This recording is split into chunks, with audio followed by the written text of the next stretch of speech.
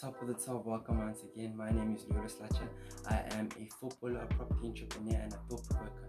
Today, you and I are going to be discussing land dispossession, specifically the 1930 Land Act, why property is actually that deep, and how we can change the narrative through 5 practical ways that anyone can participate in the property space in any corner of South Africa. I hope you find great value in this and you learn something new today.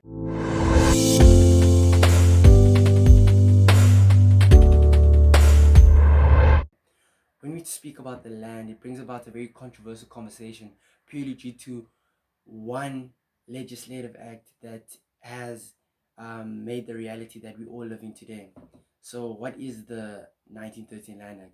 Well, if you're not a lawyer or history student, let me attempt to mitigate any uncertainty about what we're dealing with. The Black Land Act of 1913, Act number 27 of 1913, was an act of the Parliament of South Africa that was intended to regulate the acquisition of land. If that wasn't enough, they made further provisions to the purchase and leasing of land by natives and other persons in the several parts of the Union at the time, and for other purposes in relation with ownership and occupation of land by natives and other groups. So you may be sat there thinking, why is even land or property ownership that deep? So number one, owning property instills a sense of dignity and belonging. Property is a tangible asset, and owning and controlling a property can be leveraged to create generational wealth. So how do we actually get to change the narrative? I suggest we start off by shifting our thinking from a source of lack to a source of abundance. We can change the pain of the past into the purpose we walk with into the future. As cliche as it may sound, we should aspire to pass down property instead of problems. This will create a money relationship transformation from a weight added on the shoulders of the youth to a stepping stool for them to leap towards their dreams and passions. So with the current problem that we're facing, here are 5 creative, practical ways that any South African citizen can participate in the property space within any corner of South Africa. So number 1 is property Stokvels. That is group economics. What if I told you that you, together with 5 friends, can create 100,000 Rand in 4 months? Look at it like this. If you put down 5,000 Rand into a savings pool, and you take that month number 1, 25,000, month number 2, 50,000, month number 3, 75,000, month number 4, 100,000 Rand. You could take that money and invest it in a property that's going to pay off itself. Strategy number 2 is Airbnb. With this strategy, you only need access and not ownership. This is prevalent in the new economy where assets are only needed to be controlled instead of owned.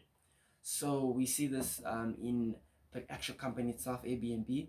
They have access and control to people's properties. We also see this in the company Uber. And if you want to make it absolutely relatable, just think about it into your most valuable asset, your time. You own your time, but do you actually control it? There are many external factors that contribute to the distribution of your time. Strategy number 3 is capital flips. So you could go out there and find a distressed property and negotiate it down below market value. And when you buy, you're buying into equity. So you're making money when you buy and not actually when you sell. That is what property entrepreneurs or property investors mean when they say you make your money when you buy, not when you sell.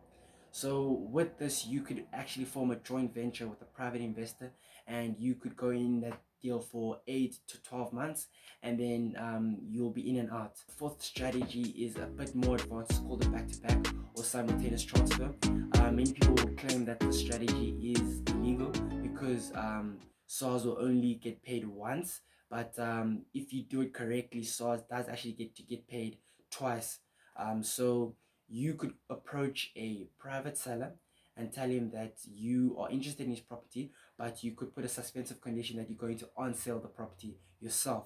So there will be an OTP or an offer to purchase number 1 between you and the seller, and then an OTP number 2 between you and the private investor or somebody else who's looking to buy the property simultaneously. So at the deeds office, the property is going to go in, you register from the seller into your name, and then from your name to the second seller's name. And the fifth and final strategy is going to be a strategy called sourcing. You have to be very careful with this one because the EAAP is very critical as to how you receive commission on property transactions. So you can't receive a commission on property transactions if you are not a real estate agent or a property practitioner yourself. But with the strategy, what you basically do is you become a real estate agent for property investors. You go out there and find good investment opportunities, you negotiate them, and you secure them with an OTP, and then you put them on offer to other property investors where they'll give you a finder's fee for that property.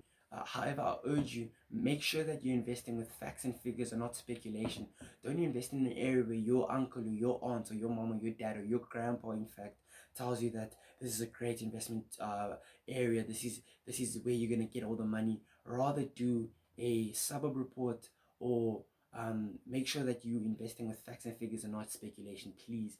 And make educated investment decisions to cash flow positively or make a profit on your property transactions. So to wrap this all up, the pain of the past should be used as a burning desire to change the present and to create a better tomorrow. Property is a great investment vehicle to achieve financial freedom and turn your worries into wealth. How will you be changing the narrative in 2021 on your personal financial freedom journey? If you learned something new today or you found great value in that, I encourage you to just simply hit the thumbs up just as a gesture to see that you like this kind of content. I'd also be keen to find out your thoughts on land dispossession, how we can change the narrative, because with a problem that we face, we always need to come up with a solution, not just speak the obvious. And I hope you guys have a wonderful day. Thanks, cheers, over and out. Bye.